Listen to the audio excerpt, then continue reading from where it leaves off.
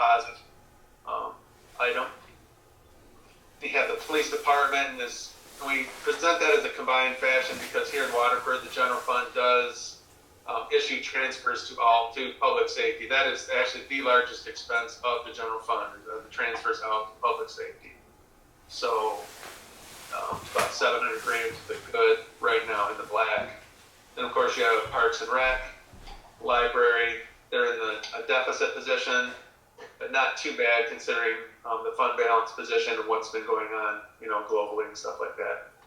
Improvement revolving fund, and that's where the township records a lot of capital projects that it has. It's expenses over revenues right now, trying to catch up on deferred maintenance. The budget stabilization fund, that's just a notation of where that's at, and the water sewer fund as well. So I think you've seen this page in the past. This is the one with all the colors on it. All the requests are based from all the different departments. We catalog all those and compile those and try to separate them out by department. We try to dollarize them, look at the impact of them. The reason we use the colors is the orange ones or peach, whatever that looks on your screen.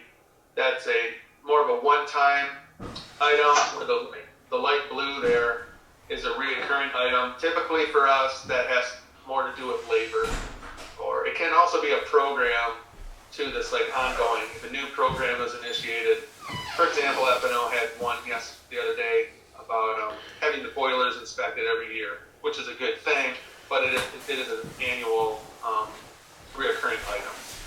So we'll just drill right into the fire department, then we'll buzz right through the budget, go through the lines, and then I'll turn it right over to you because I want you to have you guys to have enough time to talk to the board about how things are going and the different requests that you have. Try to blow this up a little bit if that's. Can everybody see that okay?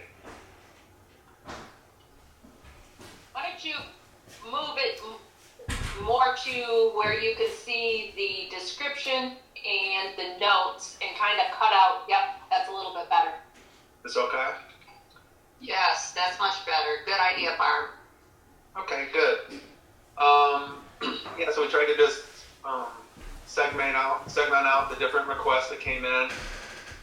A lot of one-timers, equipment related and system related items. So let's run through these.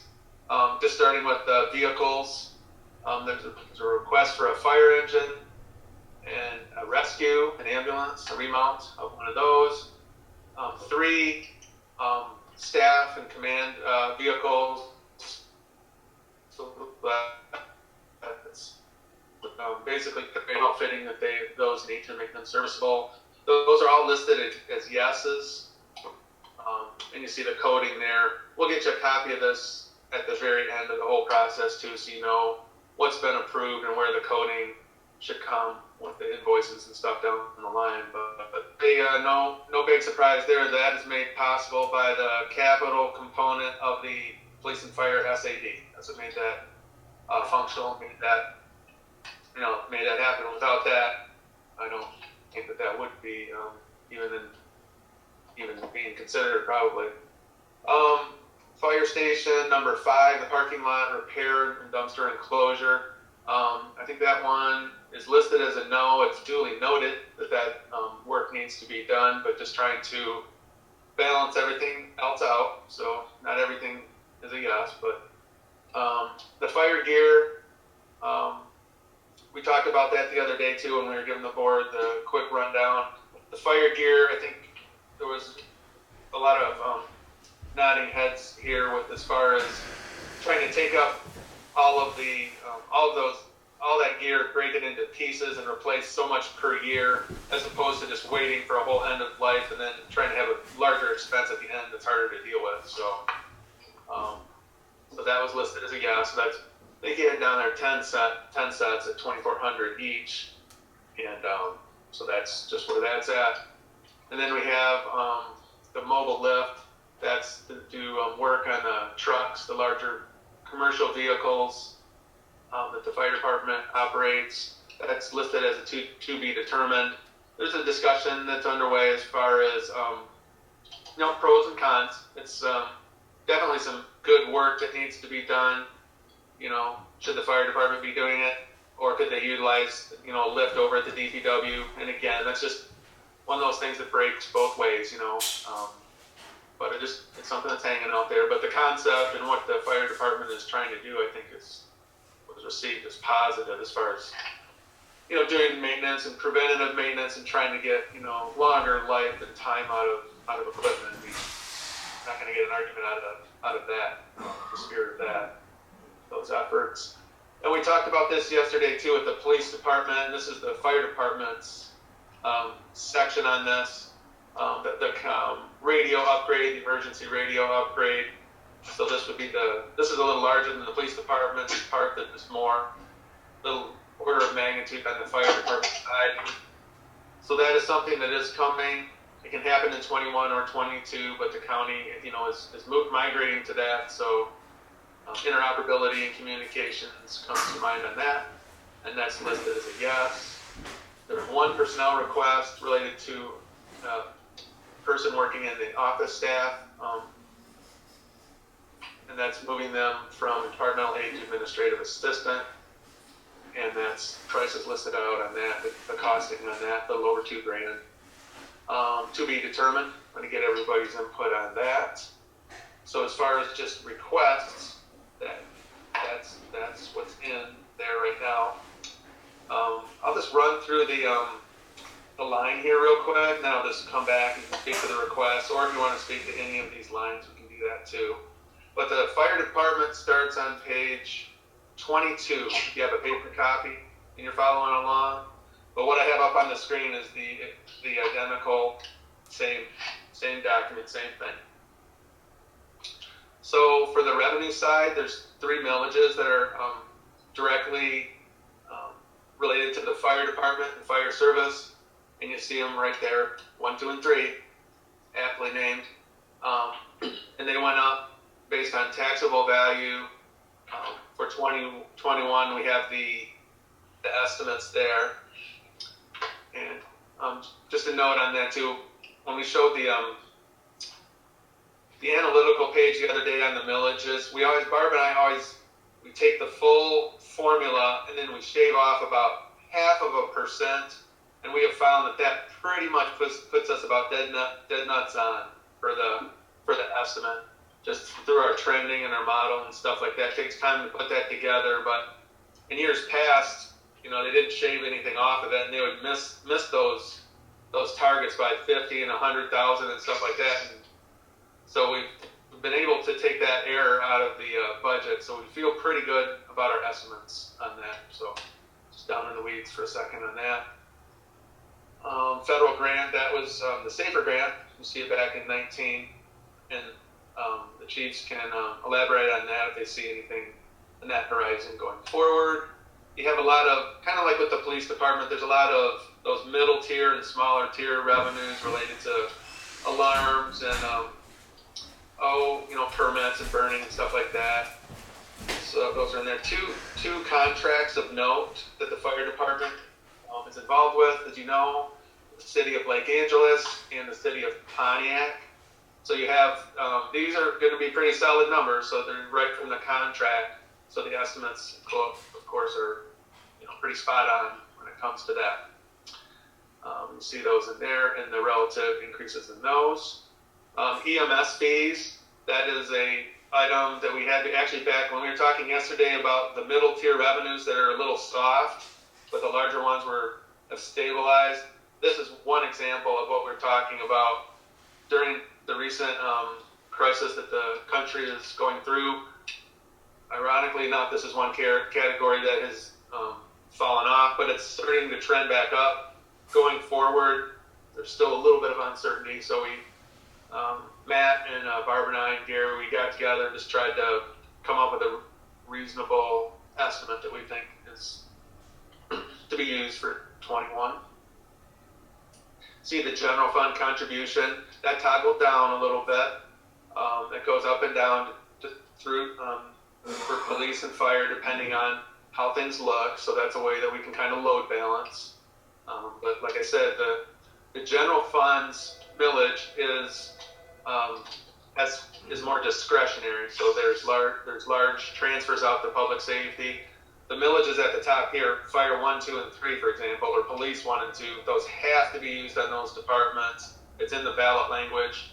There is no debate about it. It's just that's what has to happen. But the general funds transfers are more discretionary. So, but the fire department receives 1 of those still, and that is in there. You see the SAD and how that how that breaks out. You have an operational piece, that's staff and whatnot, and then you have a capital piece. And that, harkening back to that page I showed earlier, just the different equipment and requests and stuff related to tangible assets. That's what that is geared to address. And you have some other smaller items that appear on there too. Just using trending mostly is what we do on those. Just looking at what we have received and what we're likely to receive, and just kind of, methodically going through there. I think Matt spent quite a bit of time this year going through those too. Barb and I come in after that. So take a look. So feel reasonably confident on their estimates as of this point. So on the revenue side, 20.8 million for the regional fire department. That's Waterford, Lake Angeles, and Pontiac. And then the second page here, the 23. Then the expenses start on the 206 fund, the fire fund. A lot of them are self-explanatory. I won't go through all of them and stuff. Salaries, it's pretty self-explanatory. And overtime and FICA. Health insurance, that was the one we talked about. That it took a lot of work, but we were missing the mark a little bit on that. And Barb and I tweaked our model and found a little bit of savings there. We had a little bit of an overestimate going on. That's for current employees' healthcare, not retiree healthcare. And the next one is retiree healthcare. Similar thing was going on there, but not to the same magnitude. Of course, you have the insurance. The DD retirement, that's the pension system. So this is the fire department's contribution into the pension system. And it went down because of what we talked about, market-based returns and the formulas in the study that the actuaries do. So that's just good fortune right there. So but we'll take it. That helps. And whenever you have a little bit of good fortune, it's not a bad idea to address something that's not good fortune, and that would be the next one down, retiree health trust contribution. As you've heard me kind of rant and rave for, I would think, years now, everybody on this call about it's a large issue that faces the township. We've done a lot recently, but more needs to be put away for that, and addressing our corrective action plan and to help the township's position on that issue. Just swinging through here, looking for anything of note. Like the other departments, the fire department's no different. The DC benefits are related to the newer employees, so that's what those are. A lot of lines were held constant in the fire department because of the uncertainty, and I think the chief is trying to hold the line and just work as well as they can with what they kind of have there. So that's largely what you see in that tier of expenses at the end of 23. Page 23. On the next page, 24. It's a big department. They have a lot of lines here. A lot of them are self-explanatory there. Legal auditing, that's their portion of the audit. Professional services. Contingency, we've talked about that in the past. That's a dual-use account. That's building in a small wage inflation piece. Excuse me. Get my keyboard there. So that's for a little bit of wage inflation and also a little bit of a what if, because like we've talked about, 2020 has been a great teacher for the what ifs. So we have hold back a little bit of a position on that. Expenses related to apparatus. Oh, here's a good news one. This is a fun one for Finance Geek to talk about. I like this one, 86-100. So we paid off our debt. A few years back, before the SAD, the fire department had an emergent need to get ambulances and stuff, so we did a loan, and we've made all the payments on those, so that goes away. So that's like burning the mortgage there. So that is a positive to have that removed from the budget. And like we talked about yesterday too, with the SAD and water, sewer and stuff too, all the vehicles that are proposed for 21 are cash. No financing, no interest. You have got the insurance, that's the general liability insurance. A little adjustment back on that, so that's a little bit of good news there. Again, holding the line on a lot of these expenses, travel, conferences, tax roll adjustments. Barb and I put that in there. And we don't, probably, like we talked about the other day, we don't think we're going to get to that level, but we'd like to keep a position there.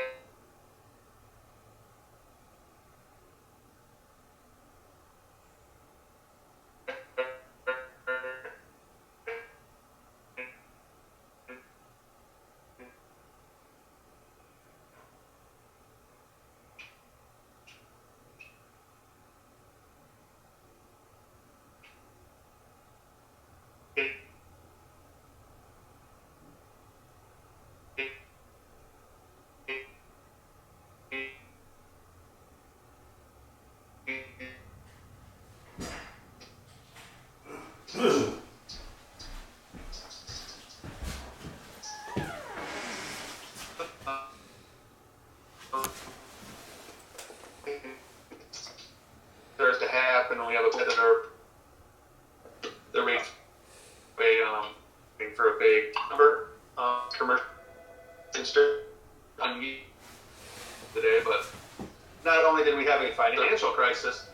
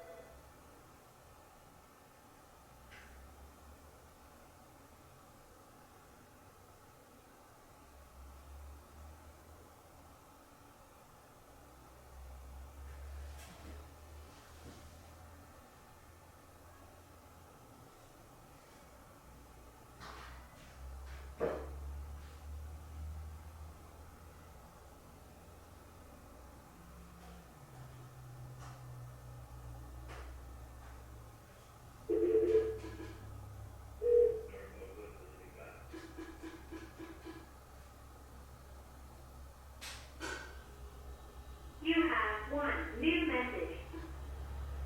First voice message. Good morning. This is Eva Cornell. I'm calling my dog once again. We call on Monday. She is sick and maybe just something or whatever she's missing, and it's right Sunday. I am wondering how long we should let it go before we need to bring her in. New message from mailbox 124848080. Message erased. End of messages. Main menu. To send a message, press 2. To change your personal options, press 4. To review messages marked for deletion, press 6. To disconnect, press star. Please select your option now. You have no messages in your mailbox. To send a message, press 2. To change your personal options, press 4. To restart this session, press 5.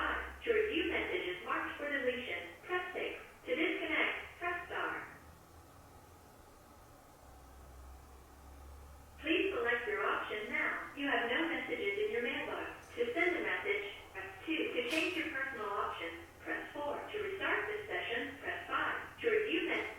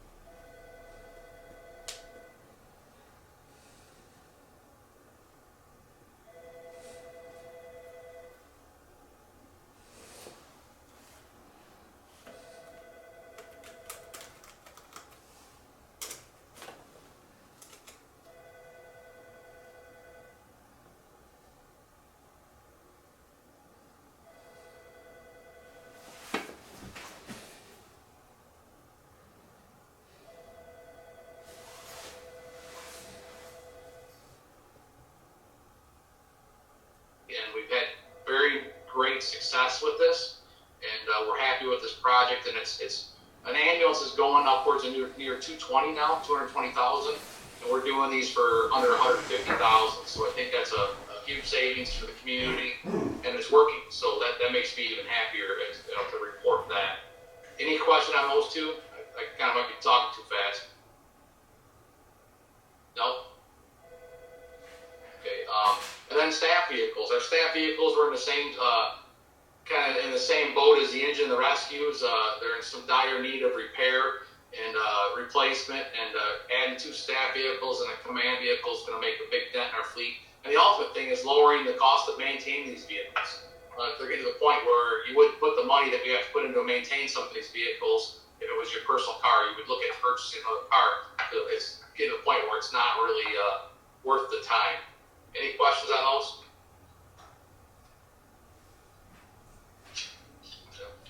Everyone's quiet today. Got us in the morning. We haven't had enough coffee. Yeah, well, I'll get you guys some Red Bull for later on this afternoon. We might need it. Yeah, fire station number 5 parking lot is starting to deteriorate. The dumpster sits right out on the corner of the road.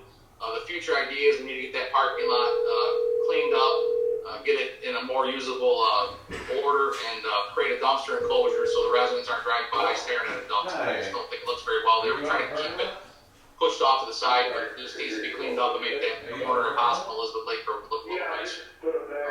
It's definitely due for some maintenance. That's one of the stations that we did the roof and remodel on a few years ago. Supervisor Wall helped us with. Station looks really nice, but I'd like to get that parking lot cleaned up and get that dumpster enclosure so it looks nicer for our residents and that live in that area. You're always doing it. Go ahead. I got a question on Station 5 in the parking lot there, the dumpster enclosure.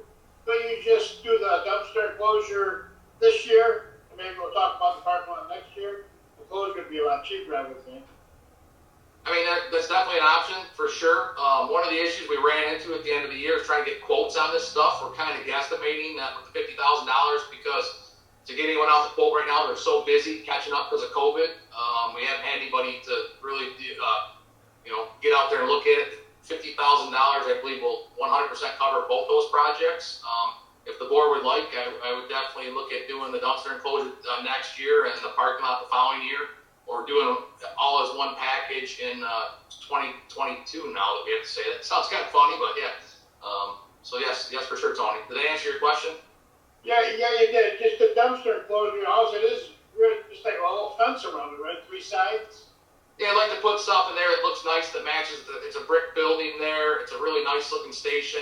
It just looks pretty hideous to me to have a dumpster sitting out on the side of a building where, we ask residents to keep up their property, and I think it would look nice to get that cleaned up there.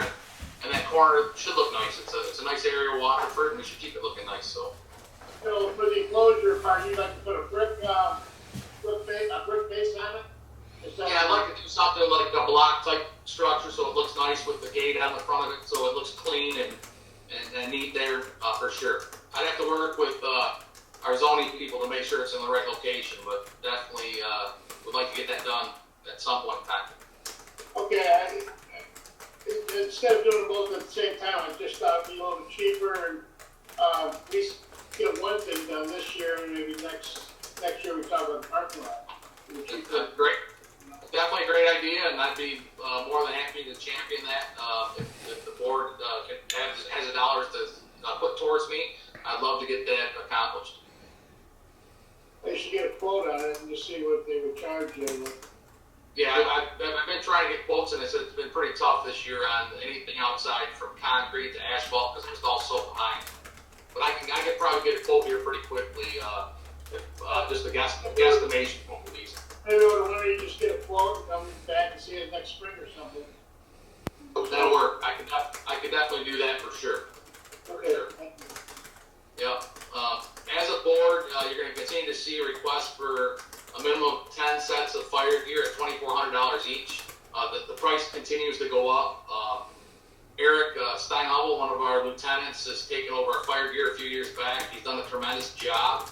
He's changed the way we handle and take care of our gear. We do self-inspection. He went and got certified in self-inspecting for the NFPA requirements for our fire gear, and he's able to inspect them legally and make sure that they're taken care of right. And then we only send them out for repair, or we used to send them out for inspection, repair, and cleaning. And we're doing 2 of the 3 things on our own. Only if they need repair, they go to a shop, which was very, very expensive.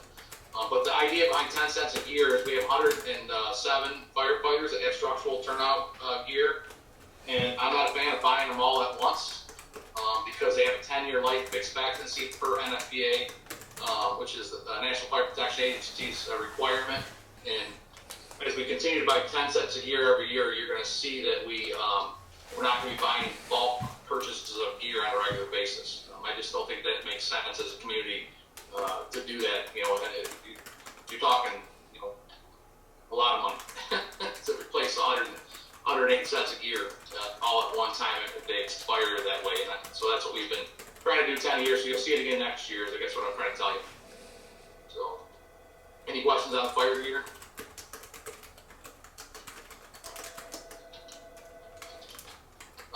The next one, I think this is a necessity, the mobile lifts for the large commercial vehicles. Currently in the fire industry, you know, fire trucks are meant to be 10 years frontline, 5 years backup in a department based on the amount of calls and call volume that we do. One of the issues that's come up, Independence had an issue, several departments around us, it's called frame rust and frame rot, basically, from all the stuff we're putting on the roads, from the calcium chloride to the salt to that new brine they put on the roads. It's great for the ice, terrible for the trucks.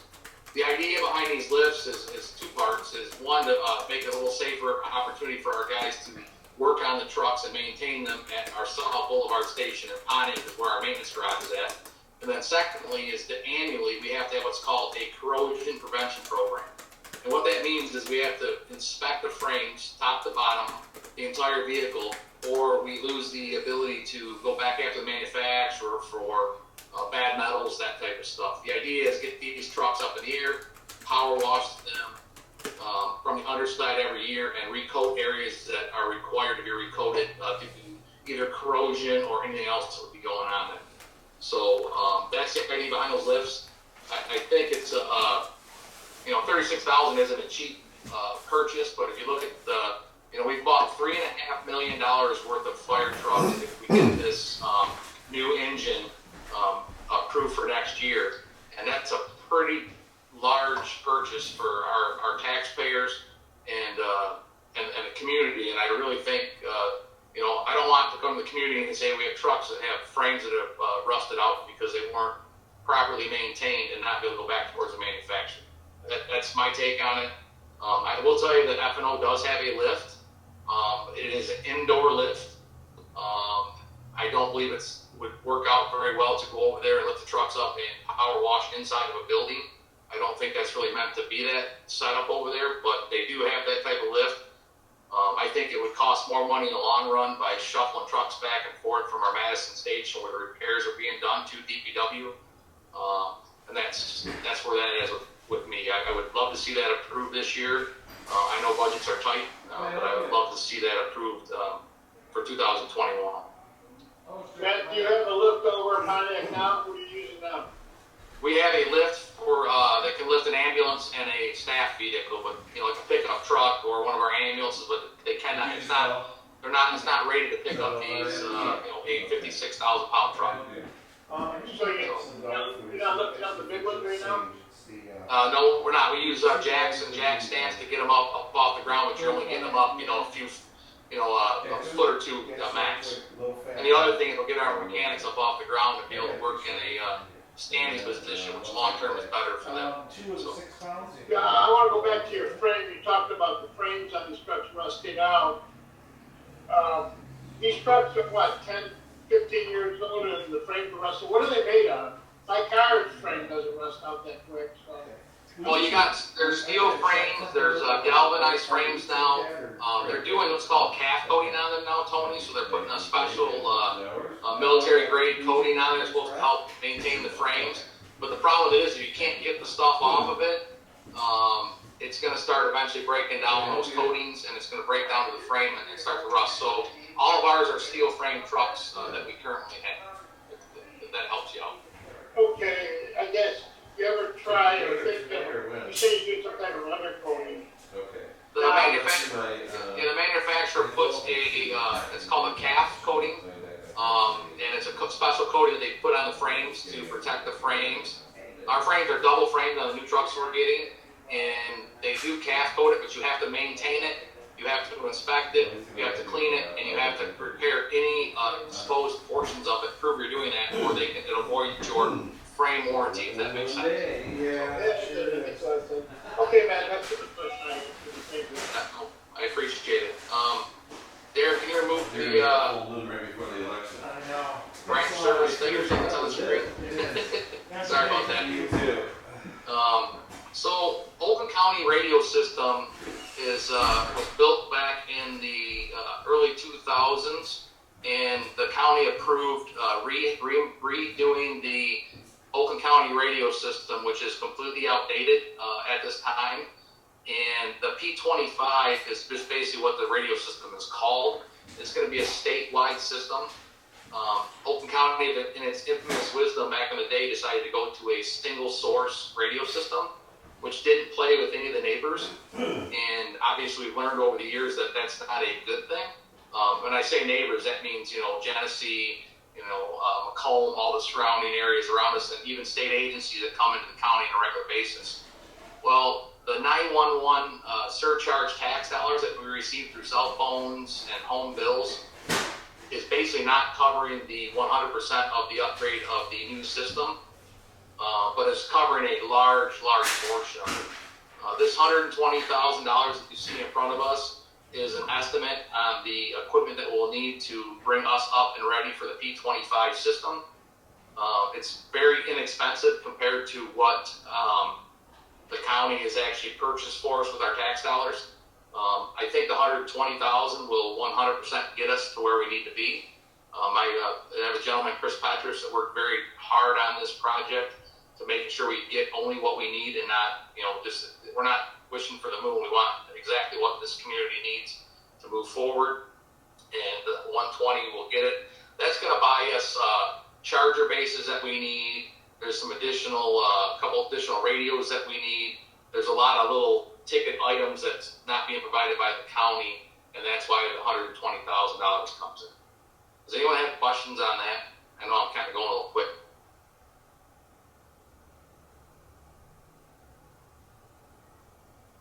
No, we did discuss with PD yesterday when we had them in the budgets about radio upgrades for them to basically dispatch them, and here we are talking about yours today, but yeah, it's something we're aware of and it needs to be done. And I mean, typically sooner than later. You don't want to wait till the last minute on everything. So yeah, I mean, could it be pushed back to 2022? I say it could, but I don't know if that's the smartest move as a community when it's going to be very competitive at the last minute to get some of the stuff that we're going to need. And also this gives our radio, Chris Patrick's our radio person, time to get the stuff all organized and set at the right time. One thing we're not doing is any of the batteries, they're not going to be given to us until late 2021 because they do have a shelf life and they do deteriorate over a period of time. So we will not be receiving any of those batteries until almost to the very last minute to keep the warranty that they offer, which is like a 4-year warranty on those things. So hopefully that helps out. My last request was a position upgrade, and I'm pretty passionate about this.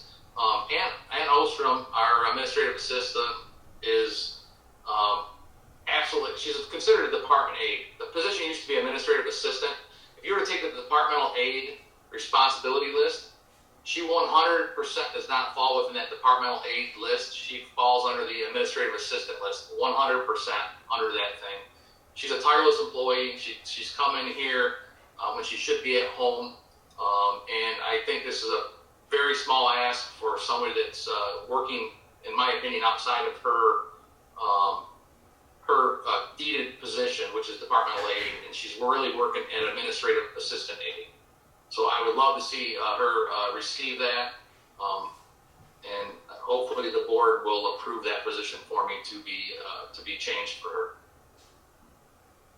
Chief, I'd like to support you 100%. Ann is a great asset to this fire department. Thank you, Carl. Yeah. Other than that, I can't thank the board enough. I think the plan we have here with putting money aside to save for the future is really starting to show its face. I can't thank the residents of our community enough for putting the SAD through. I mean, it's making a safer community. When I say that, not only with the additional people we're able to keep, but also the purchase of the newer vehicles. If you look at that apparatus point system, we're just going to start seeing a huge dent in that, and it's going to be a safer environment for not only our firefighters, but also for the residents that are out on the streets when we're driving those emergent, and also for reliability for when we show up to either a medical call or a structure fire. So I appreciate you as a board. I'm happy to answer any questions you have. I appreciate Derek and Barb for your hard work on the budget. It's a thankless job, but I appreciate everything you do, and also the support of the board has been absolutely amazing, and I'm sad to see some of you move on to other stuff, but thank you. Matt, I'd just like to do a little recap of your request. Station number 5, I'd like to put that on hold to maybe next year. Your request for the lift, I think, is something that you really, really need, and I think it'd be a good idea for the board to okay that. Position upgrade, I wouldn't have a problem giving her the 99 cents an hour raise, and the signage, I think you could probably put off till next year too. I'm just trying to save some money to get that lift. I really believe that the lift is essential for your department. We're buying new equipment, we want to definitely maintain it, so I think it's something that we should really consider as a board. Yeah, you're really starting to hear a lot more when people go out to we have sent people out to schooling and class about these corrosion prevention programs and how important they are, and when you get attorneys involved, they're going to look for any way, shape possible to not pay out, and I think we should do our due diligence to make sure it's done. So, thank you. Yeah, I just, like I say, I think a few things we can put on hold. I think the lift needs to be a priority, and the position upgrade, absolutely. Ann's been here forever, so when you guys say that she goes beyond what she's supposed to be doing, is very, very credible. I think we need to keep people like her and reward them when they're doing good work like this. So, and it's not a crazy amount of money. So I believe Tony, she is the most senior township employee, or the second most senior township employee. I believe she started here like at 18, right out of high school. So I think your requests aren't that out of line. So like I said, that's just my recommendation to the board. We're really swamped until 11. Thank you. And then after 11, we'll be here. And then, I was just wondering, you had mentioned that the frame is under warranty. Do you know, for the new trucks, how long the frame is warranted for? If you never know. There's supposed to be a lifelong frame warranty, but again, without a corrosion prevention program. An example, Kim, is our engine that was purchased by Lake Angeles has about a 2-foot hole in the frame, corroded right through the frame. And they're supposed to be lifetime, but if you don't maintain it, the lifetime goes away pretty quick. I understand, the lifelong is good though. Thank you. Thank you. that was the point I was going to make when I came into office. Our newest fire engine was a Lake Angeles engine, and that is, until we started buying new engines recently, that one came off the road, and that was our newest engine, and everything we had was older than that. So, I mean, that tells you right there, again, like I said, it's just some things rot out quicker than others. I've had vehicles I bought and got them undercoated, and some of them rusted out more than the other ones did. So each vehicle is different, but at the same time, you know what I'm saying, it just didn't last. Like you said, it had a 2-foot long hole in the frame, and that was, had to be according to after the inspection, had to be taken off the road or we were gonna be liable for driving, so. Point well made. And this budget does include, going back to, we have made huge strides forward, almost $950,000 worth of equipment, and other items that in the past would not have been possible without the police and fire SAD. We just could not have made that many inroads. Definitely agree 100%, Barb. It's made a huge impact on our residents' fire service to the positive, and I can't thank the residents enough and the board for supporting that, and it's making a huge dent, and I'm very proud to say it's making a big dent. Yep, and again, the best part about that, we reached out to the community and asked them, and as soon as they okayed it, we immediately implemented it. And I'd say, hired more firefighter paramedics, hired more police officers, started buying equipment and replacing our best stuff, and it's continued on since then. And again, the old saying, seeing is believing. You see more police officers on the road, you see more people in the fire equipment, you see more people in the new fire equipment, and like I said, the remounts, that is. The first couple ones we got back coming on the station, looked at them, and I'm telling you, they just like said they're new. It's like they're brand new. They look great. And like you said, for what 3 new ones, now you get 4 remounts and still have somebody left over. So it's a good deal all the way around. Yeah. And on a positive note, to our fire truck purchases are basically duplicates. I mean, if we get this current truck that looks like it might be approved in this year's budget approved, we'll have 4 engines that match 100%. So they're exactly the same, which is great when you move station to station. It's nice to have a truck that is exactly the same. The equipment's in the same place, the design's the same, the drive's the same.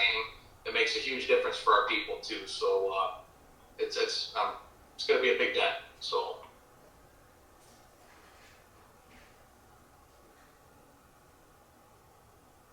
Any other questions for me? I just got one question for you, Matt. Can you, I guess, give me an update on the SAFER grant? Are we applying for that again, or?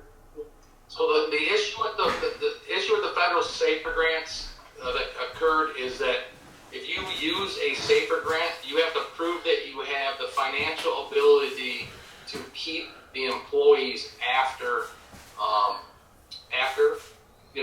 at the end of it. So if you had 34 employees at $125,000 an employee, you'd have to prove that the township has the ability to keep those, and we can't prove that we have the ability to keep 34 firefighters, or if we did, we'd have more firefighters than we already do. So that makes sense. But I'm 100% believer in looking at grant opportunities. I know you and I have had a couple talks in the past, Tony, regarding grants, and I think one thing we should look at in the near future is bringing in somebody to help us write some more competitive grants. And you take the FEMA grants are like a cup of tea of everyone's trying to get the same cup of tea, but there's outside grants, there's endowment funds, there's Penske's, the multi-billionaires in our country have funds that are out there and available, but we have to kind of change a few things here in the community to do that. And I'd like to bring somebody in, just to have a discussion with a few board members and supervisor to say, this is what we can do and doors we can open, which we can bring some more of those dollars in. It lessens the expense on the taxpayer, and it lets us, cover some of those other expenses that we've had to put off for so long. So I definitely am working on it. We're in a couple micro grants, but they're nothing compared to like a SAFER grant, which is 34 firefighters for 2 years is absolutely amazing. And all those grants before we lasted for 3 years, really. So we definitely need to look at a different way to help bring in other dollars. And we have big things coming up. Within 5 to 6 years, our airpack fleet. You're talking probably $700,000 purchase. Within 5 to 6 years from now. There's just stuff like that has to continue to be upgraded as time goes on, and we can bring in other dollars to pay for those. That lets us put money to other uses. So I definitely want to explore the bringing in a grant person that, very expensive for what you can get from them. I'm not even saying a full-time position, just someone that can come and write some grants for us, and we can do all the handle. I think Barb's pretty versed on grants now, and so am I, and we got a pretty good grant group of taking care of them. So most of those grants have administrative fees added to, or covered, will it cover the administration expense of those? A lot of the FEMA grants do not, so we burden that. But look at the millions of dollars that have came into this community.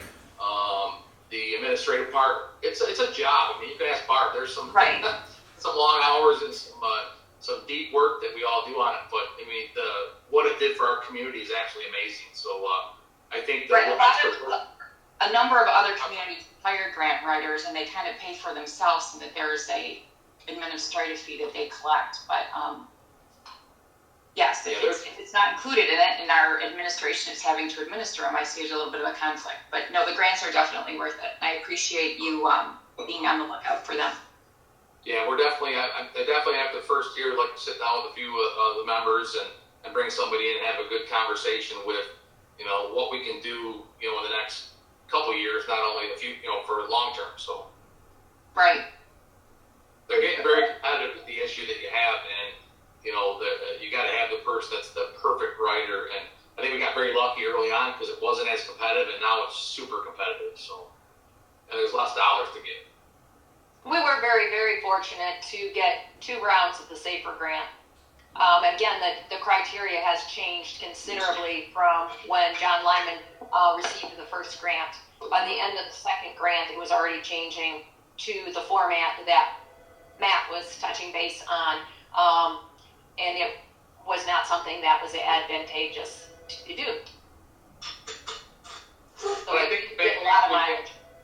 The big things we can win on is like the equipment side of things. You look at our JAWS, we got $300,000+ worth of equipment, and basically, a long story short, it cost us like $50,000 to do that, and we'd have never been able to put brand new sets of JAWS on all of our trucks in the years past, and we were able to do that. And it's made a huge dent on our ability to save lives on car accidents. As these cars develop and they get stronger and stronger, they use different metals. Our old equipment couldn't even keep up with the changes. The car manufacturers are so good at changing quickly. We just couldn't do it. So, Man, I think you and Kyle's done a good job, and I personally really appreciate what you guys are doing over there. So, thank you. Thank you. Thank you.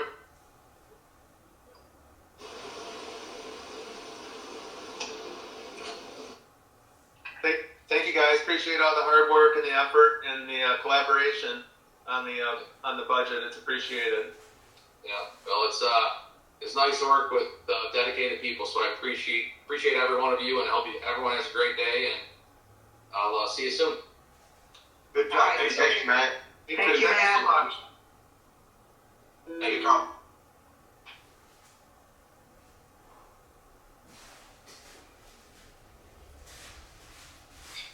With that, 2 minutes to spare. There you go.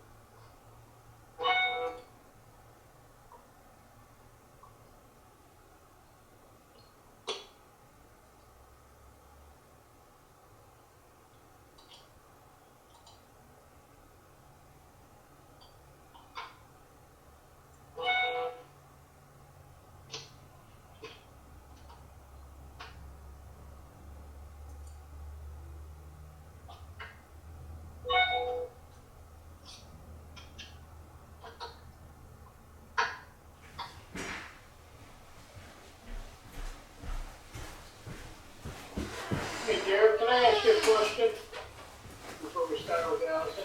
Sure can.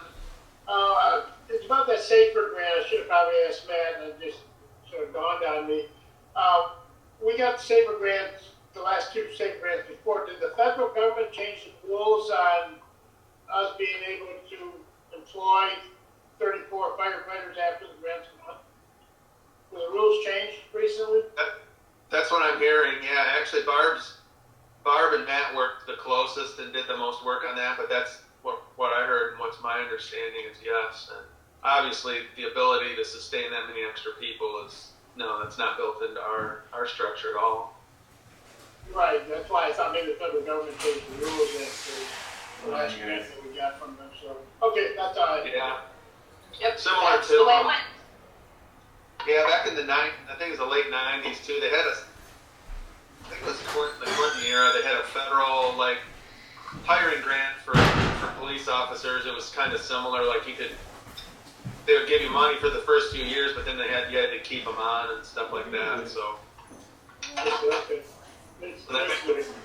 Yep. The vast majority of the communities that got those Safer grants, they were getting like 3D people. That was the purpose of it, was to get that. Because we were a regional fire department, and John was able to approach it definitely, and because of the way things were coming out of a bad economy and stuff. But the vast majority of the people, communities that got like 3 to 8 firefighters, what they got in them was the original.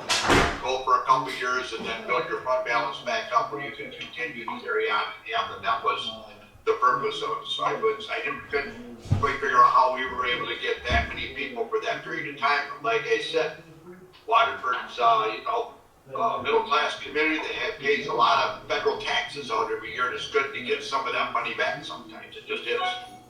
We pay it, we should benefit from it too.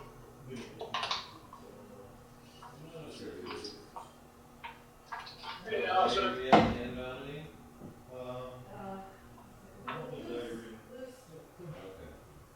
How are you today, Allison? Hi there. Hi, good. How are you guys? Good morning. Think everybody's present enough? Can go. Do you want to flip to the front page, Derek? The one with the recap on it for her department? Or here.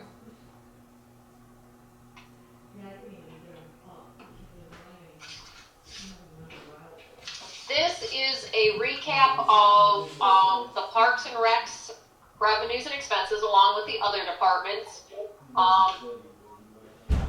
The revenues our expenses are exceeding the revenues.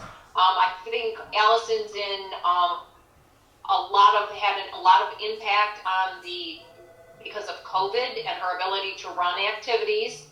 In these numbers is a reduction of revenues of her regular activities, probably by at least 25%, and we try to offset it by the corresponding reduction in expenses, but it still does put her department in a negative position, but so many things are to be determined, and I'm sure she'll speak to some of those things.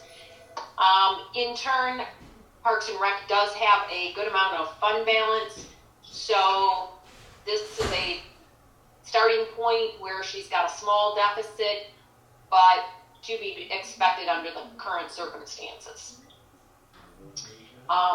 Derek had on the next page just her request, and her only request was for the regular $130,000 that she normally allocates to capital expenditures, and nothing above that. And again, some of those things just need to occur because she has so many facilities to manage and so much properties to manage. And then we'll quick jump over to her revenue and expenses. I'll touch base on those also, and then we'll let Allison do a recap of what is going on in her department. This is Parks and Rec. In the budget book is for revenues is page 52. Millage revenue is actually 3.2% above where it was last year, so that is a slight uptick and much appreciated by the department. As was noted, activity fees, the youth enrichment fees in particular, is down 33%, and along with other types of income such as rental income and senior extended travel. But again, these are things that are to be expected under the certain current circumstances. On page 53 is the expenses. Well, we've had conversations also because it's become very transparent a little bit about how much money these guys spend. Most things have been held relatively constant, small decreases in some of the part-time seasonal help and program income, again, kind of to be expected because there'll be less programming. As noted across the board, health insurance, we did see a reduction in health insurance. We're trying to fine-tune that dollar figure, and we hope this is a good reflection of what the current true expense will be for health insurance. Retiree health insurance went up for that department, but again, that is reflective of who has retired from the department. Defined benefit retirement, which is the pension contribution, did go down. Again, that's mainly market-based returns, and it was a good year in 2019, so the contribution is reduced. So that's a positive impact on her budget. And in her case, retiree health trust contribution has also gone down. So those were two positives. In the past, I do not believe anything was budgeted for Parks and Rec for worker comp, and therefore there is an increase in that number based on just, again, it's a newer department and had gotten overlooked. Some of the other things, gas and oil, we do try to keep that one constant because of the fluctuating cost in the market. So there's a slight decrease, but not a tremendous decrease on that one. And many of the other items are relatively constant, slightly up or slightly down.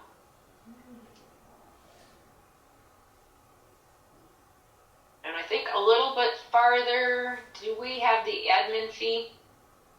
The Parks and Rec does pay an administrative fee to the township for based on the Maximus study, and it was reduced slightly for Parks and Rec.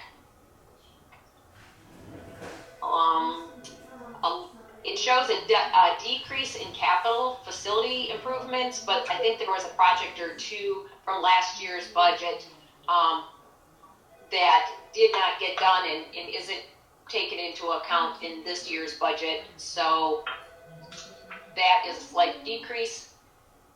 And also the capital project allocation, we have traditionally done $45,000 into the capital project allocation fund for future needs, and this budget reflects a reduction of $25,000. So there is a $20,000 allocation going over, but not the full $45,000. So that also provided some relief to the Parks and Rec budget. So that is a recap of the revenues and expenses, and Allison can give us an update but if anybody has a question so far, just please let us know. Okay, thanks, Barb.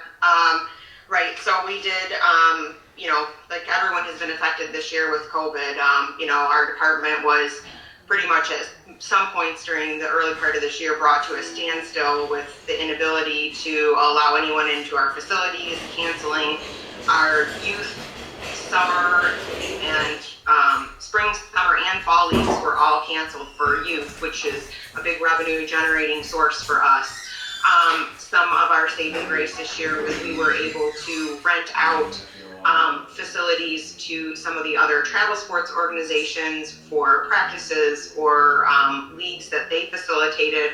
However, I did a lot of my due diligence in research in local municipalities for parks and recreation, regional and national parks and recreation departments to kind of evaluate what we were and were not able to offer safely to the community. So we were not able to offer any of our in-house youth leagues, which it was a big hit to us revenue-wise. We did offer adult softball, some field rental revenue, and some park rental revenue. After July, we began renting picnic shelters at the different parks, Hess Hathaway, the Nature Center, the Warming House. So at a reduced capacity level, we were able to bring in some facility rental revenues. We lost quite a bit of revenue not being able to have field trips and school groups at Hess Hathaway like we usually did on a mass basis. So we were really impacted, as was everyone in every department. But what we did creatively this year, and I have to really start off giving kudos to my staff, because we had not one single summer maintenance staff member was brought on this year in order to facilitate budget cuts this year. So my full-time staff, who, whether they work in the office capacity or programming capacity, all pitched in and took shifts at the parks, cleaning bathrooms, emptying trash, doing smaller maintenance projects. So, if it wasn't for them, the level of maintenance at the parks this year would not have been what it was, and we would have received a lot more feedback from the community, probably negatively, about the condition of the parks. Our caretaker over at the Drayton Plains Nature Center did a phenomenal job, because if anything's proved that parks truly are essential in a community, it's been this year. And that goes nationwide with park systems. When people weren't allowed to do anything, go to gyms, do anything, they were out at the parks and in droves. So the parks were busier than ever. People-wise, we're glad to be able to provide that service to the community, to get them out, help their physical and mental well-being as much as we can. We brought in some senior fitness classes outside, some adult exercise classes outside, which were great because those populations of seniors we had seen a drastic change in several of them not being able to participate indoors at the rec center. So when they were able to come back out to the parks and do things, it was phenomenal. So I just wanted to start off kind of to our department's horn, because we really, despite the circumstances and despite the drastic revenue loss, we really pitched in and, kind of made things happen, how we could. So, and I continue to expect that that's what we'll do moving forward, as we kind of always have done. We are trying to be creative in getting things offered. However, again, with numbers spiking, we're wondering, what we'll be able to do inside this late fall and winter. We really do need to be able to start offering some things indoors in a safe, restricted manner. So we're looking at that. But as numbers continue to spike, we're just kind of in the mercy of COVID-19, unfortunately. So we did plan for next year, offering some programming, bringing on some maintenance people at some of the parks. But what I did not, as Barb indicated, I did not ask for additional funds like I had in the past for the capital facility improvements. I anticipate just kind of maintaining things next year, not doing any, large scale projects, kind of just maintaining the parks, maybe fixing things as they come up as far as facility maintenance goes. With the recreation center, I kind of touched on this in my preliminary budget meeting, but with the recreation center being closed and not used, it's a building from the 1940s. We all know what happens to buildings that sit not used, and especially a building from 1940. We've had 2 issues with water leaks in the basement that have been repaired. Remediation has been done, so there's no issues of safety there. However, once we reopen that building, I anticipate probably more problems over there with infrastructure.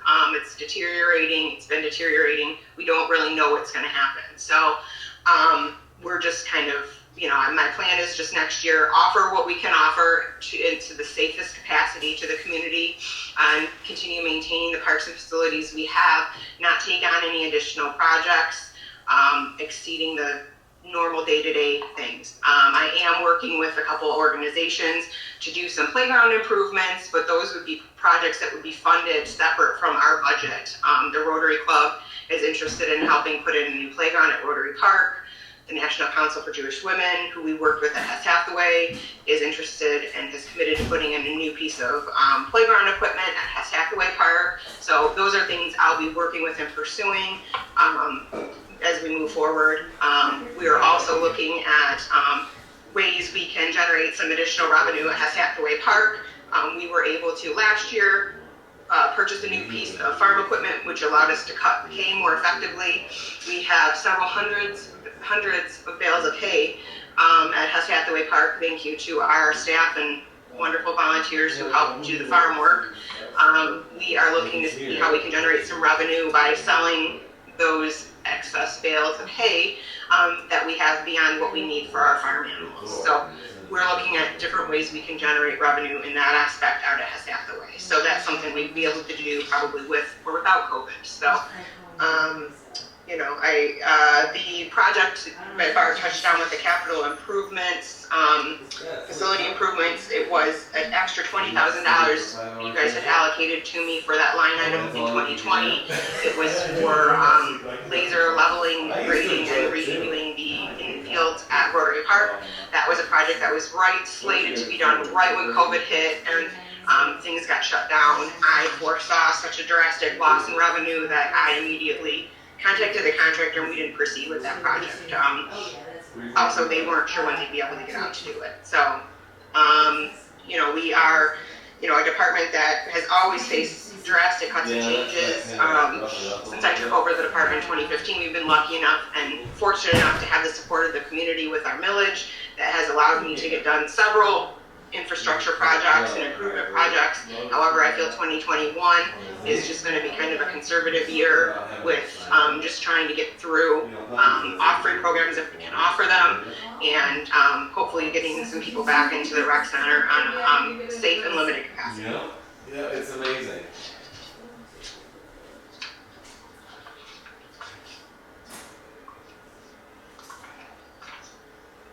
I just want to tell you, Allison, I think you're doing a great job. Last week. Oh, thank you, Margaret. Thank you. I appreciate that. I agree. Yeah, you've done a lot of challenges, even like early on. You just had a tremendous amount of refunds that needed to go to citizens. It was huge, and our department works with your department and Treasury on a lot of the bank account issues and the reporting issues, and it was unprecedented how many refunds had to be processed in order to shut down these programs, and then at the same time you were trying to balance many things as to what should or should not be taking place at certain points of time. As summer began to roll forward, your parks were getting inundated with people. You wanted to have, I'm sure, some of your programs, and yet you did due diligence in many ways. I think working with Brendan and with Mark and trying to come up with what was the right balance, and you're still continuing to do that as to what you can offer safely. So that's much appreciated. Thank you. Appreciate that. Yes, and Allison, I think you were extremely creative in your programming this summer to adapt to the changing environment. So great job. Every time I walked past the nature center, I saw classes going on, the exercise classes outside. So good job on your creativity. Well, thank you. I can't take all the credit for that. I've got some amazing staff members, and they've been really resourceful in doing things like the drive-in movies we had at Hess Hathaway. Those generated almost $3,000 in revenue. So, given the situation, that's not a bad take in revenue for that department. So, we're just being creative, and I have a great team who's very dedicated. And anyone who really goes into this field of Parks and Recreation doesn't do it, because it's amazing hours, and that we work when everyone else is leisuring a lot of times. So they're great, they're dedicated, they're committed, and they're very resourceful. So it's wonderful. We've developed a great relationship with Metro by T-Mobile, and Lords senior community. They've both been very gracious in McLaren, Oakland, and sponsoring a lot of our programs and events that we've been able to offer even during this pandemic. So, you know, staff's been amazing. Thank you. And another thing you brought up there again was a group of ladies at Hathaway Park, and then over at Rotary Park. Not only they're local groups, but there's local residents, people in the community that always want to give back, regardless of the times or how things are, to make things better. This for the kids over there in the playground equipment and stuff. And again, they continue with their generosity of giving back to the community and helping the community out, which is great. And like you should do it, Susie. That's a positive thing. And in this day and age, especially with the COVID and all the negative stuff that's transpired because of that, we need to hear good things. So it's good that both of those groups are to continue on to help benefit the community, make it better for everybody involved. Because if there's more playground equipment, it's easier on the parents, grandparents, aunts, uncles, older siblings, whoever it is, they're with them. That's more to keep the kids occupied, and you can relax, like you said, and catch up on your rest and relaxation. So, yeah, and we've got, you know, a lot of fantastic organizations we partner with. The Golden Age Club, who is based out of the Waterford Rec Center. Over this pandemic time, our large commercial refrigerator went down over at the rec center, shot, and it needs to be replaced. They've committed actually to purchasing the new one for us, which is $3,200 purchase, I believe. So that'll be being purchased and reimbursed through the Golden Age Club. So that's, you know, group support like that is, you know, so important to all departments, but, you know, it's really, our department prides itself on being, you know, community, you know, focused and related, and we're so great to have the support of so many great organizations like that, and members of the community, they're residents here of those organizations, so it's fantastic. and again, there's a group at the Golden Age Club. I mean, you work with them literally in normal times on a daily basis, and they are hardworking, committed. They love that. They love the Waterford Rec Center, and they've done a lot of things and raised a lot of money and generated a lot of money to help out with projects over there, and that's good. They said it's very rewarding, but it's also nice if you give them a pat on the back when a pat on the back is due, because I don't care how old you are, what the situation is. I don't know anybody doesn't like a pat on the back. I have not met anybody yet that didn't like that, you know, for doing stuff that's good for our community. So that's good stuff, it really is. Well, thank you. Yeah, we're fortunate. Yeah, you did a very good job, Nelson. Thank you for all your hard work and dedication. Oh, thanks, Tony. Thank you. I appreciate it. And, you know, all those years I was pretty conservative with spending and things for our department, generating a fund balance, being a new department as far as millages goes. There were, you know, obviously reasons for that, but one of those reasons being a year like next year, you know, where I am in the negative a bit, expenses over revenue. The idea was, you know, it's for many things, but almost like a rainy day fund as well for our department, so we can sustain ourselves and not have to face such drastic cuts that would affect maintenance and things like that in the parks that are so important to be kept up. So, you know, having that fund balance is a good thing. It needed to be there, one, but two, you know, in a year like next year when we don't know, maybe something will happen and things will go back and we can offer, you know, all of our spring and summer programs like before, and we may not be in the red. But, you know, being conservative and having that fund balance is going to help us next year be able to sustain this park system. Come on. Yeah, Come on, let's go. It's gonna be fun. I fully agree with that. You've done a really good job at that, Allison. The first few years that the new millage took effect and Parks and Rec became its own distinct fund, separated out of the general fund, that the goal was to build a fund balance, and it happened at a rate faster than I thought it was going to happen. So glad that was done, and you hit the nail on the head. Murphy's Law is probably not going to ever go away, and it's come here right now, and to have that little bit of a cushion for the what-if moments it's prudent, and it helps streamline things and keep things, you know, have a fallback too. So if something comes up, which something always comes up. So you've done a really good job being a steward and helping us look out for the township's parks and its wherewithal and its system as well. So. Well, thank you. It's been my pleasure, and love being able to have the opportunity to work for the community and make the parks great places. So thank you guys. Anybody have any questions for me or? But again, just thank you, Allison. You do a wonderful job, and our parks are our crown jewels. We had 850 acres of parkland in Waterford, and I'm especially fond of the Drayton Plains Nature Center, Flash, Slide Drayton Plains Fitch Acre. That was kind of an extension of our backyard when we were kids, 130 plus acres down there to go down and romp around and have a good time. And it's just, I am partial to that piece of property. And again, it's a wildlife sanctuary now, not to mention you get some morel mushrooms out of there in the spring sometimes too. Yeah. For sure. That's one of those places where it was always like, man, we really need to a lot more. I mean, it's a hidden gem. A lot more people know that it's there. But I think for sure over this COVID pandemic, a lot more people found out where the nature center was because it was busier than ever. And that's a great thing for people to find out about that beautiful resource we have here in the community. And we actually held a socially distanced 5K run there a couple weekends ago that was real successful and brought out a lot of people who hadn't even been to the park, so it's pretty cool. Yeah. We went to that, but like back when I was a kid, Adventures, my favorite song of Adventures, Walk Don't Run. So I went over and walked 5K. So it was a good turnout there. It wasn't the nicest day, but I've seen worse days too. So, but again, that Drayton Plains Nature Center, it is a crown jewel. It is. That place is just, like I said, I'm partial to it, but it's such a great place.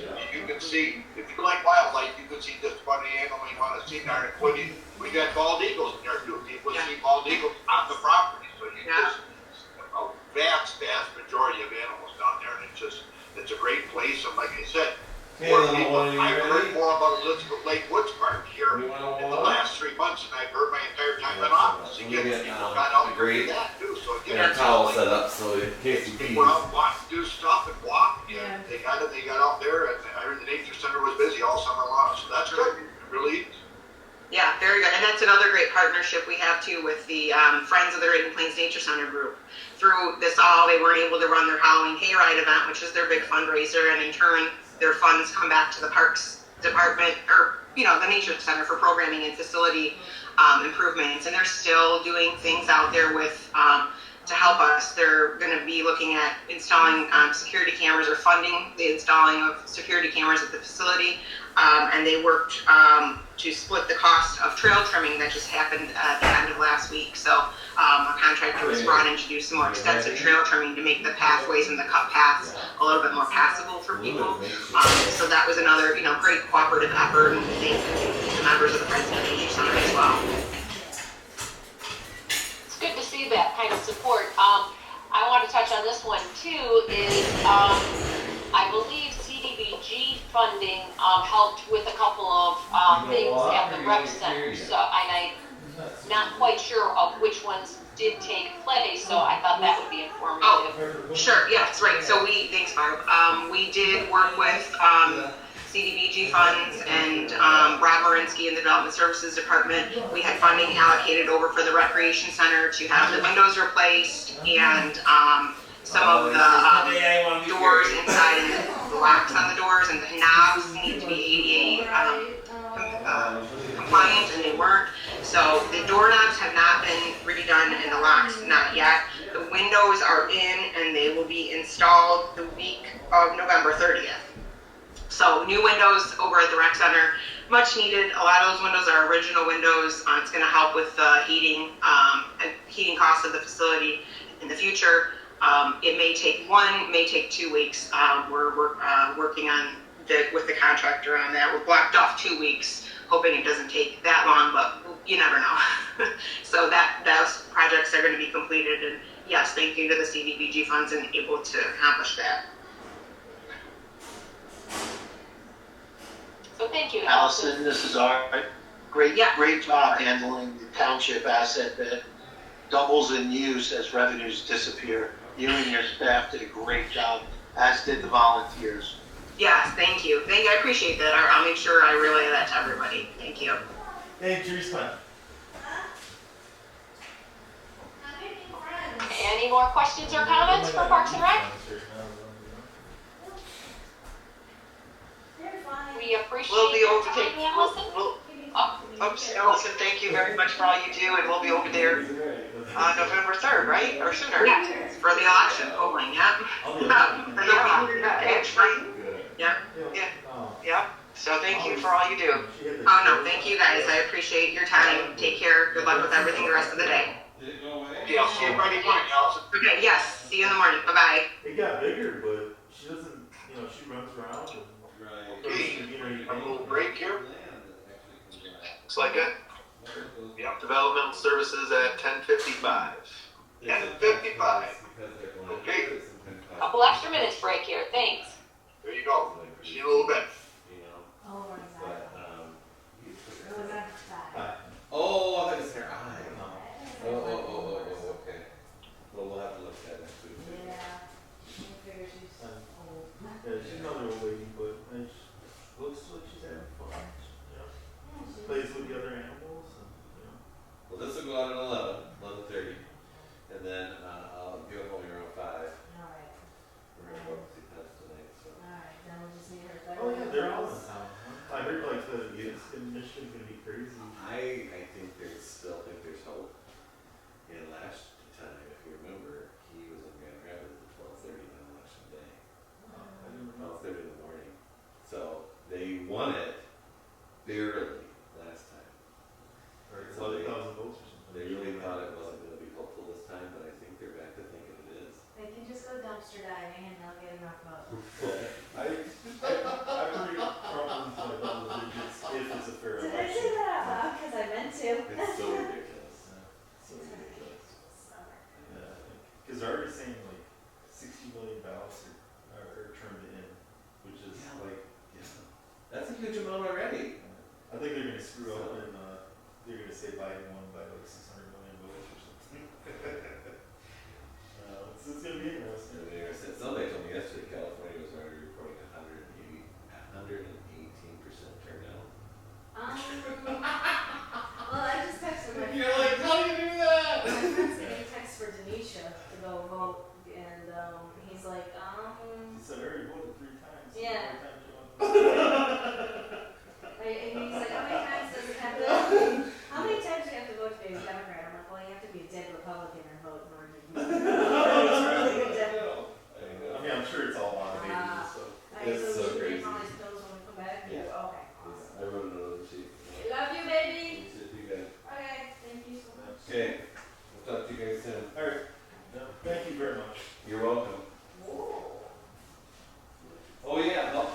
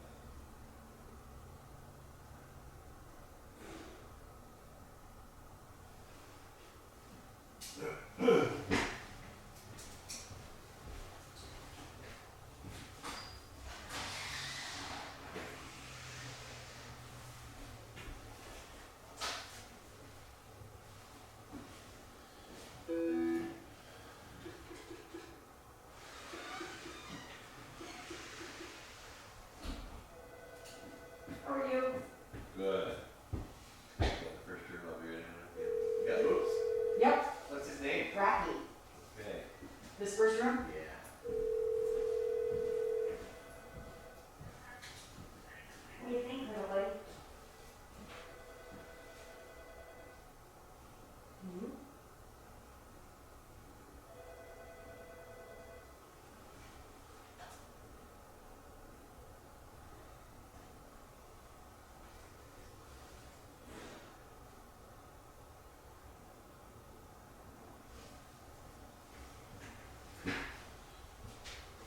I'll be right back. All right.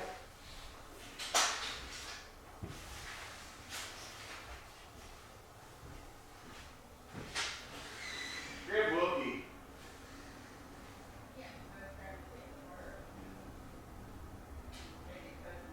I got. I'm imagining that. Is it bad? Oh, but is anything wrong? Oh.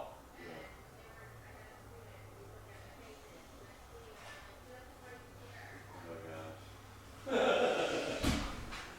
Oh man.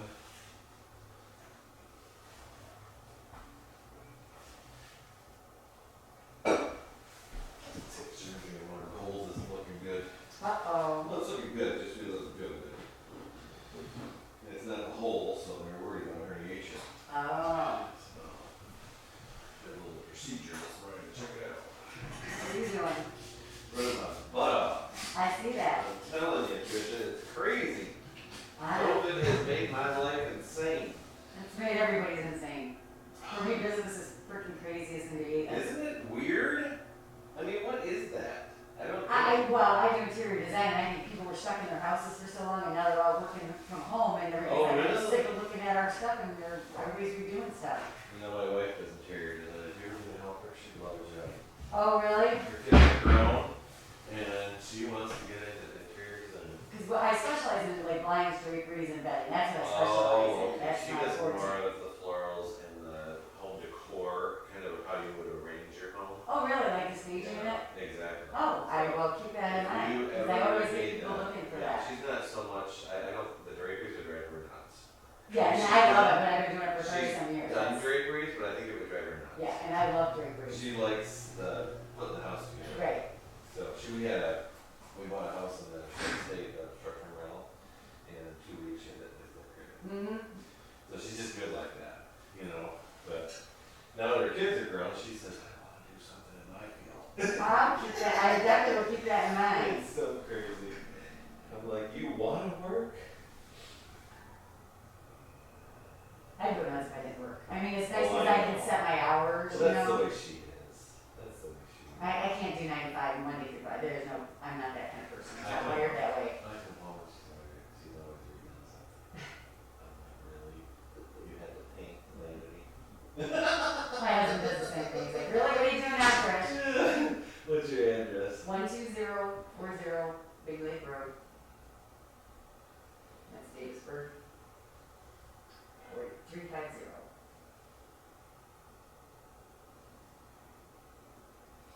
And it is 24847. 3801.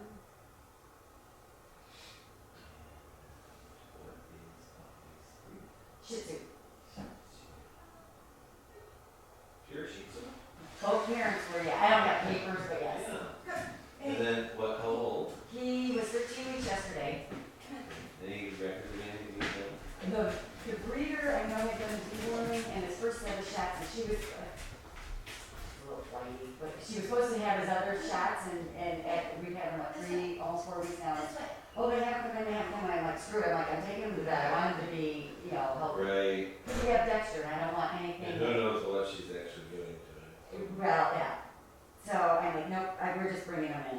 Now, do you need any extra shots for grooming, training, boarding, anything like that? Or it's all Nope.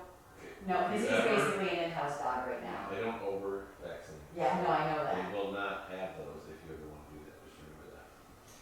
But we'll give distemper and parvo today. Okay. You don't have any mice in the environment? Nope. So just distemper and parvo, and then we'll continue that next time, and probably a third time. What about a deworming? Do I have to deworm him again? This will. Okay, So great. call me tomorrow, Okay, perfect. We will give you a heartworm today, because we need to have heartworm November and December. Okay. And then we quit because we don't have mosquitoes in December, and it works backwards to cover November when you give them December. Gotcha. We start May 1st, which does cover April when we do have mosquitoes. Right, okay. So, come on here, puppy. Come on, Rocky.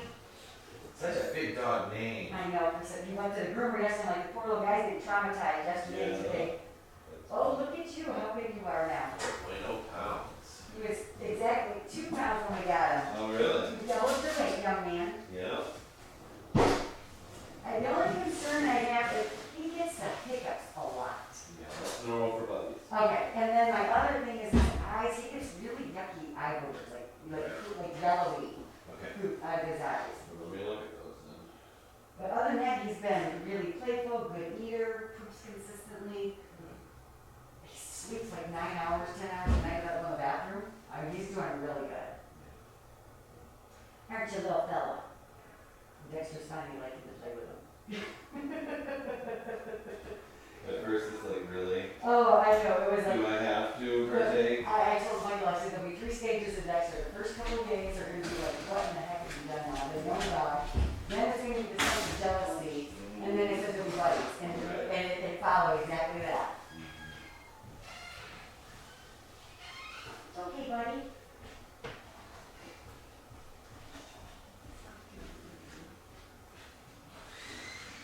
Well, almost that would be. That'd be a little prick. And what age do you think for getting him fixed? Because I didn't notice that he's like to hump things already. I'm like, you're too young. Yeah, we have a little Shih Tzu mix, and do you have Shih Tzu? Yes, he's been itching, and I got yesterday, went to the groomer, and I was thinking she had water in his ears. Yeah. Just since yesterday, or? Well, he was before, but Yeah. not so much, but I noticed yesterday, so I was taking my They didn't do what I'd like them to do. The groomer? And that's pull all the hair. So we need to make sure that they do that every time. Okay. We've got a little fungus and all this going on there. Uh-oh. Probably previous, but I'll give you, do you have any purple solution? Have you ever done that before? Well, that's something you put in their ears after a bath or Okay. method like this. Okay. Dries it up, 99% alcohol, injection violet, which kills the fungus, weeds, and then boric acid. Okay. So it keeps it all in check.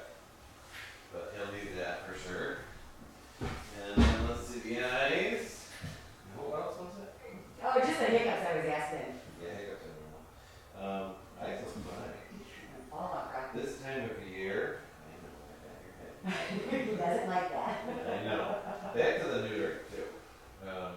There is discharge this time. That's really common. Okay. And I don't see any problem. Oh, no, wait a second. Wait a second. Yeah, they're kind of a little slower. Isn't that interesting?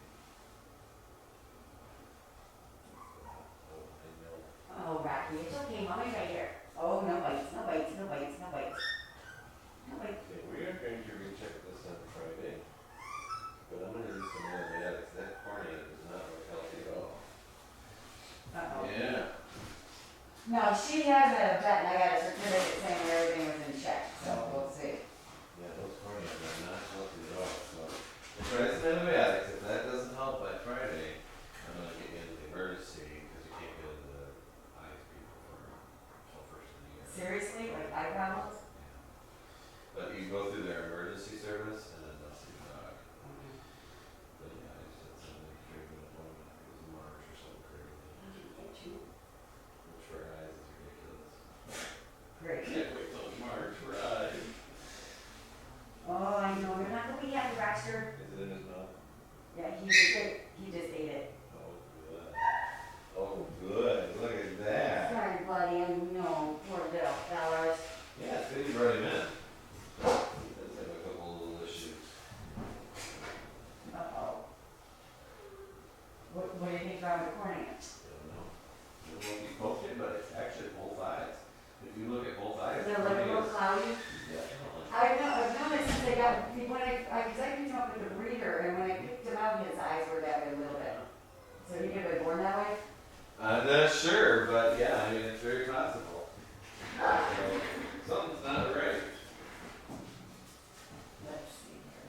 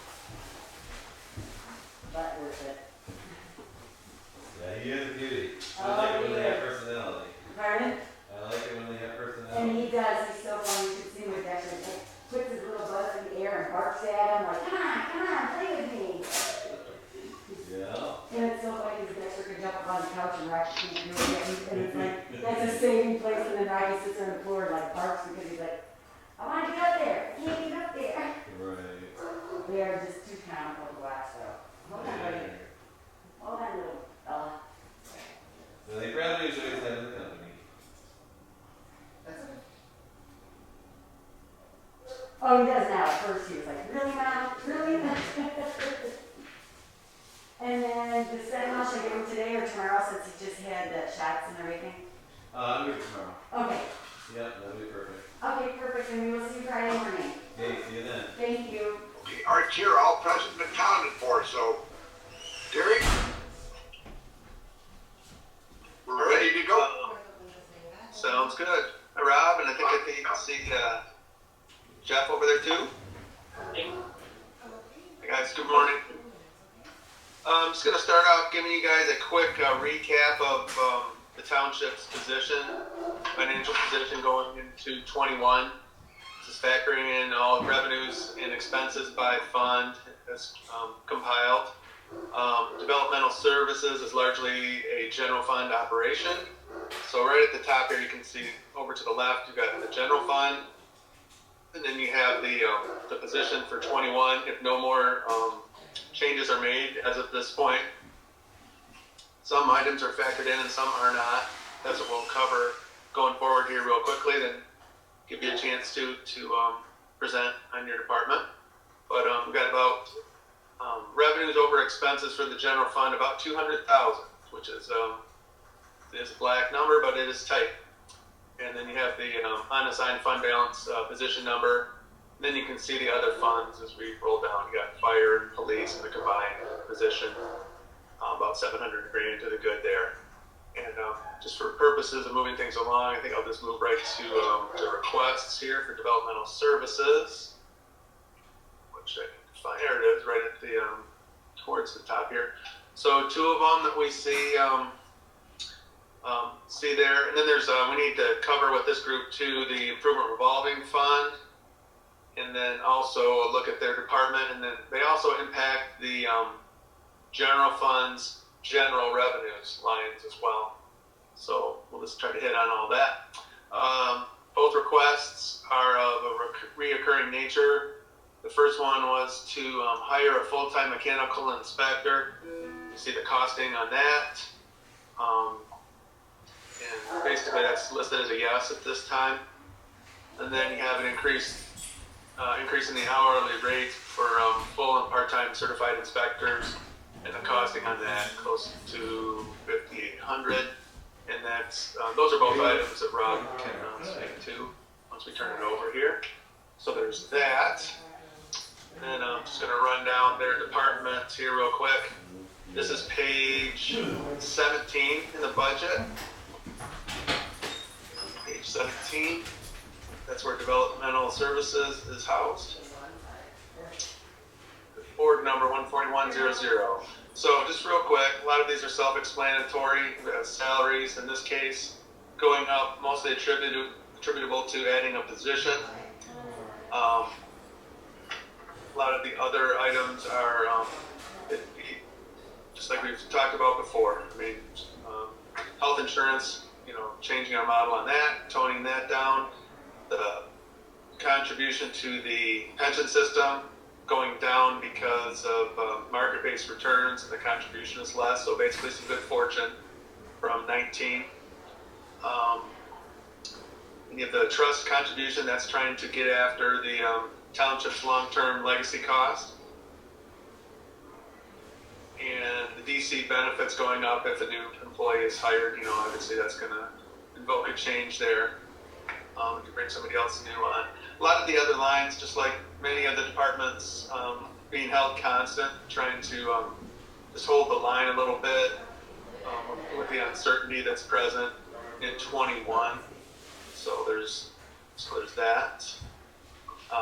So all said and done, for 21, about 1.3 million for developmental services on the expense side. Any questions on that? Okay, what's the surgery today? Removing the bottom rear. Okay, good question. Okay, I'm going to roll right over here to towards the beginning of the budget. This bears a look here. It's actually page number 2. So general fund, general revenues. So a lot of these we've covered in other aspects, other sheets and stuff, but Rob's group has a lot of impact in this area when it comes to licenses and permits and stuff. And yesterday when we talked about that second tier of revenues being kind of soft, well, this is another one that's included, like EMS fees. We'll talk about court fines and fees later this afternoon. But activities related to building and stuff, it saw a huge dip in quarter 1 and 2 and then trending back. So Rob's worked with us and we've talked about, how are we going to stage it to 21, and he's taken a conservative approach, which we think is prudent given the times and the conditions that we're under. So that's why you see a lot of these permits being reduced from the 2020 calendar or fiscal year. So that's the explanation for that. So it's never fun or easy to take revenue off the table, but if you realistically don't think you're going to receive it, there's no point in putting it in there. So it was a tough exercise, but one that was done. So that's Bears. We haven't really touched too much on this. I had it set for this afternoon, given a rundown of this too, but the Bears are beating while Rob's here. We can speak to some of those trends as well. But I wanted to bring that up. And then flipping back over here to the requests, if you go to the township-wide section, this is one of those areas that Rob's group gets involved with quite a bit, as well as, of course, finance gets involved with this, and F&O and DPW has some impact and gets involved with this as well. So Rob is a good guy to talk to. We're talking about roads. He's done a lot of work through the years. He's got contacts with the road commission, getting updates on what's going on, what we're eligible to do. The Walton Road tri-party program was already approved in September, so that's slated to happen. Well, I think it's worth talking to Rob for a few minutes about tri-party in a broader sense, the amount of money that's available at the county for Waterford to participate in. Then obviously you have to talk about the sustainability and the ability to do that. There's nobody, I know we would not get a single no as far as let's do it all, but then it comes right back to what can we do, what can we actually afford in that discussion too. Subdivision detention basins, that was a 2020 project that was put on hold due to the uncertainty, and we're trying to roll that into 21, so that was approved at this point. Master plan, that was presented as a 2-year approach, that was approved at this point. So we have a placeholder for that in the improvement revolving fund. And then, of course, we've already touched on the road. That's the North Boulevard connector here. That's just on campus here, running next to the middle school. And then the sidewalk next to, so it could go along with that program, but again, it's an optional piece. And again, it's not that it wouldn't be desired by probably the school or the township. It's the ability to pay for it. Would the school be a participant? That would be a question mark at this point. Pedestrian pathways, that was rounded up to 100,000. I think it was 75 in this year. 20 many years in Waterford. Many years in Waterford. It was basically zero. Nothing was done. So it's trying to catch up and get after some of those items, those deferred maintenance items. Rob's involved with that quite a bit. Neighborhood road paving, we've talked about that. There's still the 75,000 placeholder for that. And here, the DTE street light, this would be, we're calling it phase 2 just because we've done this year phase 1 for neighborhoods. This would be phase 2, picking out another few districts and converting those over to the energy efficient lamps, getting rid of some of the mercury vapors, getting rebates to help facilitate that, the Riverwalk connector, economic development kicking in half, and the general fund here kicking in half. the carpeting relates more to F&O, but just probably wouldn't hurt for Rob and those guys to know that too, that's on the horizon as of this point. And then facility audit, that of course would involve F&O more than developmental services, but something that's being looked at, that's to be determined. Cemetery signage, again, that would involve F&O. So that's just a highlight of the projects that are in the improvement revolving fund. Rob gets involved and his department gets involved on a lot of these. So he's got a good background with working with the county, both on the drainage, surface water side, drainage and roads, tri-party. So I tried to speed that along to leave you plenty of time to talk, Rob, and I'll just turn it over to you. Thanks, Derek. Morning, everybody. Good to see you. Yeah, most of what Derek said, starting with the staffing request, that was our primary, along with the master plan planning process. Those were the two items that we really wanted to focus in on. What we have going on as far as the staff is concerned, we currently cover all of our mechanical inspections with two people. One, the building official is certified as a mechanical inspector, as well as the building official certification. So he spends some of his time going out and doing mechanical inspections, and then we have a fill-in mechanical inspector that comes in and picks up the slack. So between the two, that's how we've been handling the last year and a half. We cannot continue to do that. One, it hampers the ability of the building official to actually focus in on all of his tasks and responsibilities. That can hamper the township and the service that we provide. And then two, there are several positions that are close to retirement. And if we were to lose any of those staff, then it's going to hit us hard. So this is a way to try to mitigate any impact that would come across if any of those individuals do leave this next budget cycle. If you want, I can touch a little bit on the salary request. Yeah, that'd be great. Thank you. So the industry is changing. Certified inspectors, we have electrical, mechanical, building, plumbing, all certified to do inspections under those specific categories. The industry is changing. They're all getting older.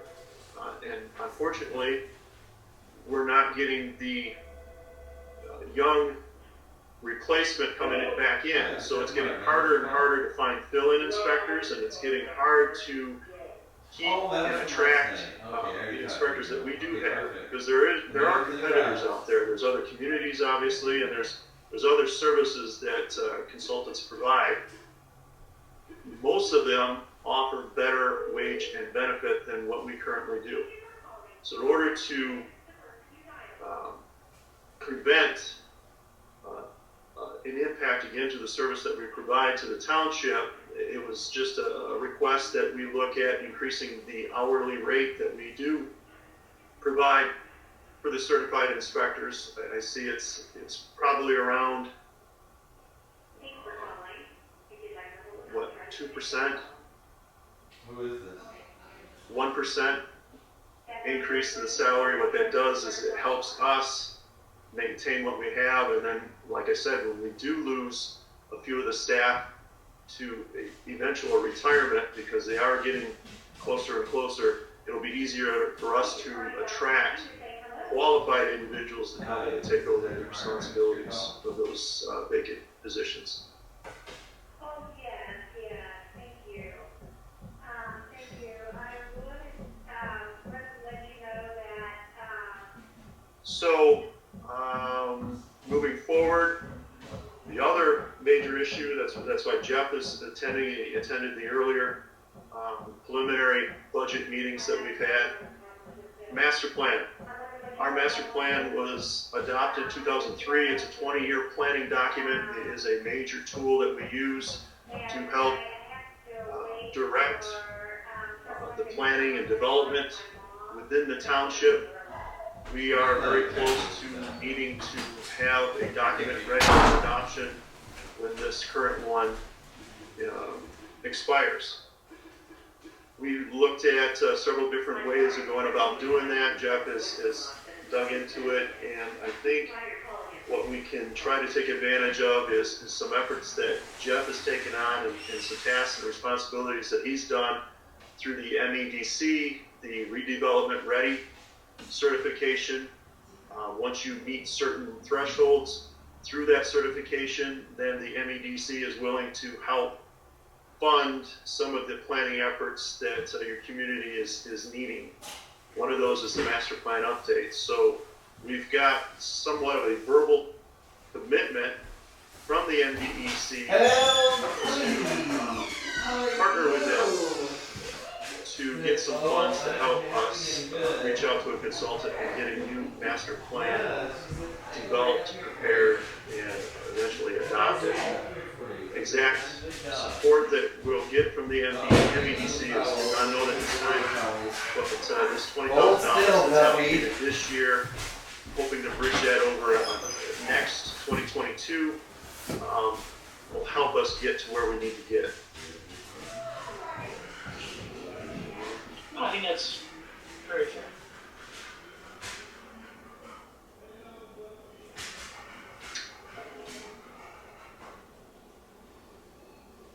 Yeah, the master plan, that is critical, there's no doubt about that.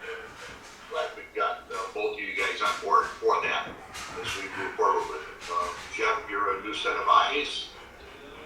Look at things a little differently than we've looked at things in the past. Waterford's primarily developed community, everything from this point forward. There is redevelopment again. I take an example of that to some of the baseball property or the Sears property where the demolitions were done. A lot of the school district buildings have been torn down and those properties are being redeveloped. Residential, commercial, industrial, whatever it might be, this is going to fall under redevelopment. And our master plan, you go back 20 years, things change a year or two's time, let alone 20 years. So again, like you said, that's going to be a critical thing and it's going to take a lot of effort on your behalf. But again, like you said, working with the planning commission, the electeds, Rob, you partner involved yourself, it's going to be critical for the future of Waterford Township, for sure. Okay. Great point, Gary. There have been a lot of changes just in the last couple years that moving forward, we want to make sure that are incorporated and are a major component of the next planning document, the next master plan. So a lot of exciting work to be done. Looking forward to trying to get started with it and hopefully we'll get the support of the full board when it's time to have this money set aside so that we get started. And that's one of the things we talked about, redevelopment of the Summer Place Water area, to have it quote a mixed use area. Before it was all retail, and when it died, the whole district died down there. So we come back with something that's a mixed use area, different things. And as times change, as buildings that can be reoccupied, it's not a whole area of the same thing. So buildings can be reoccupied by other people, and they can become different businesses. Eventually, you don't know. Maybe I know it's probably that 210 commercial rehabilitation district. So residential doesn't qualify down there, but maybe lofts. Maybe there may be some lofts down there someday. I mean, you don't really know until redevelopment starts down there, but as you look at the big picture, I mean, the next generation, I don't care where you go, lofts they're a hot ticket, they are. So, but there's just a lot of different things to look at there, and as time goes on, like I said, we have flexibility, we can change with the times and keep up with it. Not only do you draw people in, do you draw customers in, you're able to retain businesses, you're able to retain residents, and the community continue to grow. That's also actually a component of the RRC certification is we need to identify areas to allow mixed use, including residential. So if we were to identify certain areas that could be quote unquote, commercial hubs or mini downtowns or something, we could get in a commercial development with lofts on the second floor. We'd satisfy that really difficult requirement. That's good. Good. I I'm not gonna be able to go a lot, but it's good, you know? Yeah, there's people, I mean, they love them, and I know it's younger, it's the next generation, but still, if that's what people want, they have it available. If you don't, you know what I'm saying, it just, it goes by the wayside and they go elsewhere, so. Hey, Jeff, Rob, what's the timetable of developing a master plan? I wasn't involved in 2003, so how long does it take to develop? I would say it's going to take, I would say 2 years start to finish when it comes to putting out an RFP, getting, bids for a consultant, having one written up, and then, proposing it for adoption. I would say about a 2-year process, but from kickoff meeting with the consultant to the final first draft to get to you for a proposal, I would say a year. Okay, so we better start getting on the case and get working on it, right? Yes. But the next thing I'm working on a public participation plan, which is a component for the RRC, which they recommended to have me finish first before I hit them up for a dollar amount from them as a match to this money. So that's the next thing on the agenda, is to have a public participation plan in the books, which will be adopted by the Planning Commission and the Board of Trustees. And then from there, we go for an RFP for a master plan.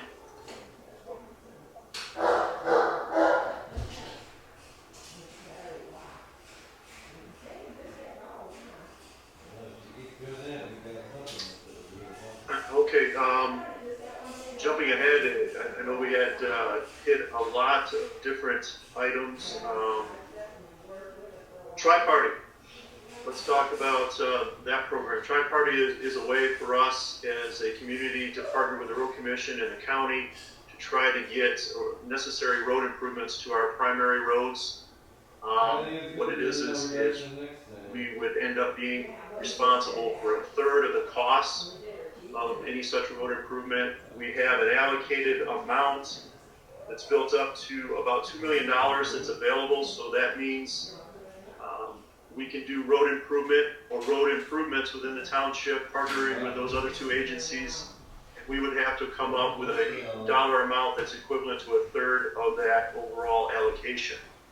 We have a couple that are in the near term will be under construction. We got Walton Boulevard that went before the township board. That is a 2021 construction, even though they went out and allocated that 2020-2021 allocation, or 2021 construction. That is the segment of Walton between Dixie and Sashabaw. We're all familiar with it. It's needed attention for a long time. It's finally going to get its reconstruct project. The other one that's currently being worked on right now is Andersonville Road from the township line to Dixie Highway. They're just waiting for a few structures to be adjusted at this time, and we'll get that overlay project hopefully completed within the next week or so. So those are the two that we're aware of, but there are several other streets that we would like to try to approach those other two agencies to see if we can't get a project going. Parkway is one of those streets. Winding is another one that I've been pushing for, even though they consider that right now a subdivision road, which isn't eligible for this. I think we can try to convince them to reevaluate that. That is a critical cut through for that part of the township, and I'd like to see some improvement over there. It would go a long way. There's probably 6 or 7 other streets that we can all point to that would be a good project area, and all of those we're willing to put on the table, willing to discuss with the Road Commission, and obviously willing to bring back before the board for approval so that we can get that necessary work done. Kind of as a tangent to that, last year, this year, it looks like we're going to be setting up some funds that would be available for subdivision improvements. What those are those are matching assistant funds that we would have at the township level for those that would want to circulate a petition, that would want to participate in an assessment to have their subdivision road improved. Now, we're kind of a first come, first served basis on that. So if we received a petition and they were asking, then it would be up to the board to decide how much we wanted to actually help that effort. But we could look at it, maybe we pick up the construction cost or plan preparation costs. Maybe we kick in for a full assessment. Maybe we do more than that. But it's an incentive for someone to go and actually go and solicit signatures, submit a petition for the road commission to consider setting up a special assessment project.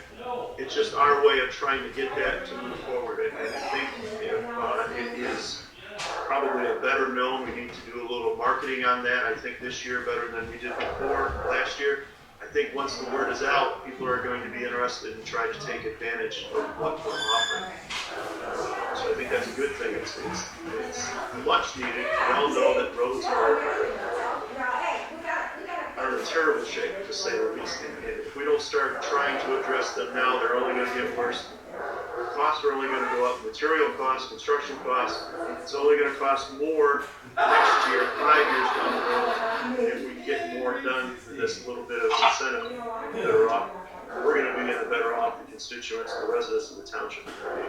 So that, I think Rob, that's Rob, where is this information located if people want it? Is it on the webpage of the township or is it specifically on developmental services? Well, we have information here. We need to get it on the webpage. We need to get it on social media and let people know that this program is available. Again, I don't know how specifically you want to allocate this money, whether it's first one to come in and all of it, or we allocate a certain percentage towards each project. That's something that we should hatch out before we actually do a full market bid campaign on this. But yeah, it's definitely something that we can start working towards and start letting people know, get the word out. I would say website and social media is our best avenue to do that.